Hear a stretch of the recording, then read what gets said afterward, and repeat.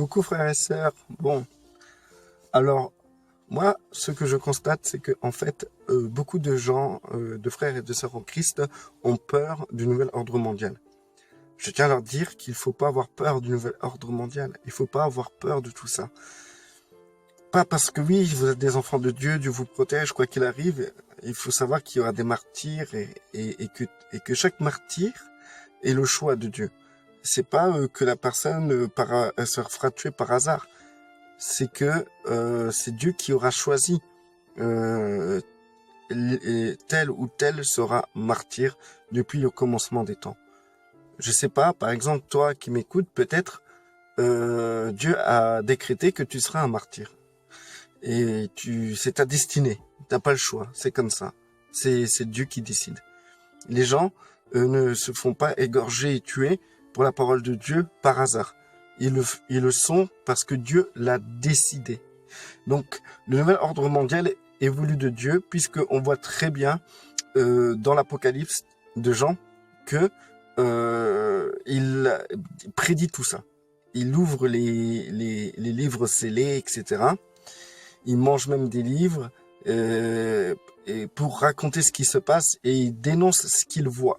Et ça va être quelque chose qui est certain. Il y aura la bête, il y aura l'antichrist, il y aura le faux prophète, il y aura le gouvernement mondial, il y aura tout ce qui concerne le nouvel ordre mondial de l'antichrist. Et nous sommes dans cette saison. Donc, du coup, ce que je voulais dire, c'est que nous pouvons pas l'éviter. Et quand je vois qu'il y a des frères et des sœurs qui font tout pour ralentir le processus ou pour pas que ça arrive, je me dis que en vérité, c'est qu'ils ont peur. Et peur de quoi? Le plus souvent, ce que je peux voir, c'est que les gens ont aujourd'hui un confort de vie qui leur permet de vivre bien, d'être correct, d'être super bien. Et dès qu'il y a une menace qui peut violer leur confort de vie, et ben à partir de là, ils vont réagir jusqu'à voter Le Pen pour protéger leur nation de l'envahisseur antichrist et son gouvernement mondial, etc. C'est pour vous dire que il faut réfléchir du fait que ok, on peut pas éviter ce gouvernement mondial. C'est le plan de Dieu, parce que Dieu a besoin de cela pour que son fils puisse venir régner. Parce que le règne de l'homme doit s'arrêter à un moment ou à un autre. Donc, Dieu laisse régner l'homme. Et il donne les moyens aussi à l'homme d'arriver à ce point où on sera dans un gouvernement mondial dirigé par l'Antichrist. Et pour que ce gouvernement mondial arrive, il faut qu'il y a des tas de procédés et de processus qui se mettent en place. Donc, tous ces processus sont importants pour Dieu. C'est pas que je veux approuver ce que les Illuminati ou les autres font, mais ils font partie des éléments que Dieu met en place pour que cela arrive. Je vais donner un exemple simple.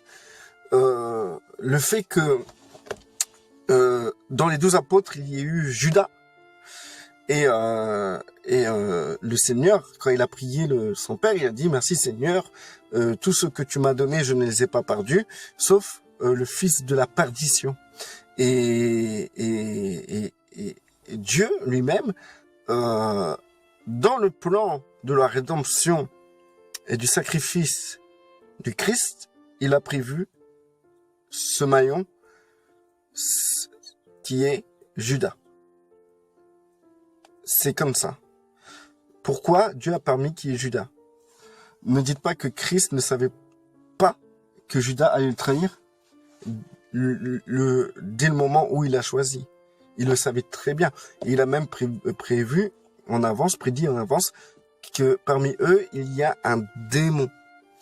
Et c'était Judas. Il savait, il a même parlé de sa trahison. Et c'est pas quelque chose qu'il a su la veille.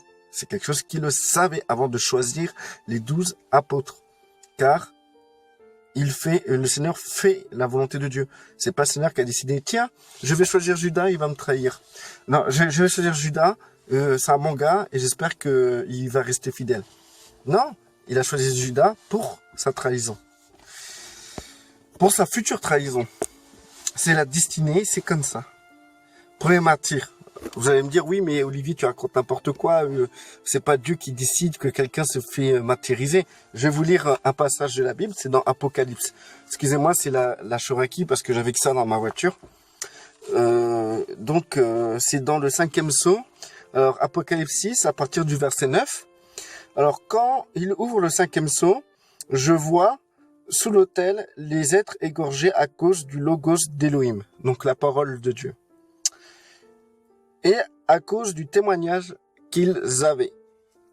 Ils crient à grande voix et disent « Jusqu'à quand, maître sacré et véridique, ne juges-tu pas, ne venges-tu pas notre sang sur les habitants de la terre ?» Il leur dit, non, il leur est donné à chacun une robe blanche.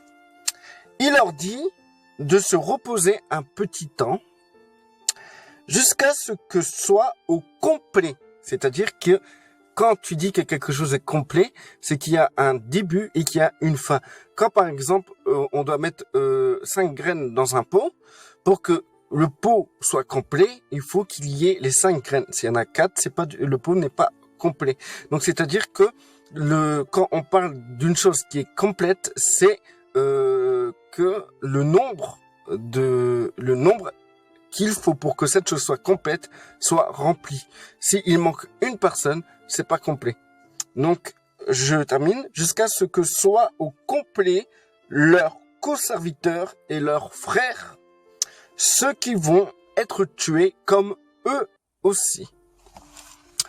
C'est très clair. Allez voir dans votre version à vous. C'est Apocalypse 6 à partir du verset 9. Allez voir dans votre version et vous allez comprendre que c'est très clair que les martyrs sont déjà prédestinés. C'est pas du hasard. Les martyrs ne meurent pas par hasard. Étienne était prédestiné à être martyr. C'était sa destinée. C'est le plan que Dieu avait pour Étienne. Comme il avait le même plan pour Pierre, comme il avait le même plan pour Paul, comme il avait le même plan pour Jean. Et de toute manière, on voit bien que même que Pierre, le Seigneur lui a dit sa destinée. Il lui a dit d'avance ce qu'il allait vivre. Tout est prédestiné. Donc, du coup, tout ce qui va se passer est déjà écrit. Vous avez qu'à regarder dans Apocalypse. Vous voyez que tout est écrit. Que tout ce qui doit se passer est déjà écrit. Et que ce qui est écrit, c'est ce qui doit se passer jusqu'à l'avènement de notre Seigneur. La peur, aujourd'hui, que les frères et sœurs ressentent, c'est la peur de perdre leur confort de vie. C'est la peur de perdre les privilèges qu'ils ont aujourd'hui. Cette tranquillité de pouvoir consommer, de pouvoir être bien, de pouvoir être libre. Ils ont peur parce qu'ils vont perdre tout ça. Et la peur de mourir aussi. La peur de mourir, la peur d'être martyr. C'est la peur. Et c'est des peurs qui sont légitimes. C'est pour ça qu'il faut se préparer. Il faut se préparer comme dans la parabole des 10 vierges. Il y en avait 5 avant que la nuit tombe, qu'ils s'endorment, avant que les ténèbres viennent. Et ben, en fait, il y en avait 5 qui ont pris une double portion d'huile et 5 autres qui n'ont pas pensé à prendre une portion d'huile. Aujourd'hui, les chrétiens qui s'amusent, qui vivent la vie dans la société et qui, justement, consacrent leur joie, leur désir, leur plaisir par rapport à leur identité française et leur privilège de pouvoir être un acteur dans le monde social, économique et professionnel, avec tout le confort qui va avec. Et ben tous ces personnes-là qui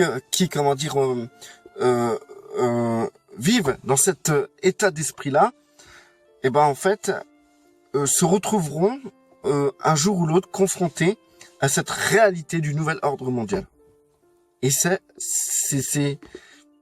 Beaucoup diront, oui, mais attends, Olivier, on va être enlevé avant. Je ne dirai pas comme vous. Parce que le problème encore qu'on retrouve dans le monde évangélique, baptiste, pentecôtiste, toutes les églises de réveil, le problème qu'on retrouve dans ces églises-là, c'est que les gens attendent l'enlèvement, l'enlèvement, l'enlèvement, l'enlèvement. Ils mettent toute leur joie et leur gloire dans ce qui est l'enlèvement. Mais en vérité, le plan de Dieu n'est pas l'enlèvement. Le plan de Dieu est l'avènement. C'est l'avènement qui compte. Aujourd'hui, les chrétiens mettent plus d'importance à l'enlèvement que l'avènement. Moi, j'attends pas l'enlèvement. Je n'attends pas l'enlèvement. J'attends l'avènement du Christ, le jour du Seigneur, où le règne des hommes va s'arrêter pour laisser place au règne du Christ. L'avènement. Et de cet avènement, il y aura l'enlèvement. Pour l'enlèvement, pas pour qu'on puisse être dans le ciel, pour qu'on puisse rejoindre le Seigneur, être glorifié et descendre sur terre, régner. Bon, bref, je suis pas là pour parler de l'Apocalypse, mais je pourrais le faire. Si quelqu'un a des problèmes avec ce que je dis et qui veut en savoir plus, qui me contacte. De toute manière, je compte en faire des vidéos, et parce que j'ai constaté que les personnes désirent, attendent des choses, et que cette attente peut modifier leur perspective de vie sur Terre. Pourquoi? Parce qu'en fait, si dans cette mentalité d'attendre l'enlèvement, la personne va se dire, oui, de toute façon, lorsque le nouvel ordre mondial arrivera, nous, on sera enlevés, on vivra pas tout ça. Donc, les chrétiens ne se préparent pas à ce nouvel ordre mondial et croient que par des votes ou par des circonstances particulières, et qu'ils peuvent ralentir cela ou stopper le nouvel ordre mondial. Non, parce que c'est la destinée, c'est programmé, et c'est Dieu qui décide de toutes choses. Dieu permet, Dieu laisse, Dieu veut pour le bien de son Fils, parce qu'il veut que son Fils règne. Et pour que son Fils règne, il faut ce nouvel ordre mondial, qui est l'Union européenne. Obligatoirement, il le faut. Il le faut, tout simplement. Donc, du coup, ce que je voulais dire, c'est que la peur qui nous traverse, par rapport au fait que nous, nous voulons pas vivre des chamboulements, etc. Parce que aujourd'hui, nous vivons dans un confort, nous vivons bien, etc.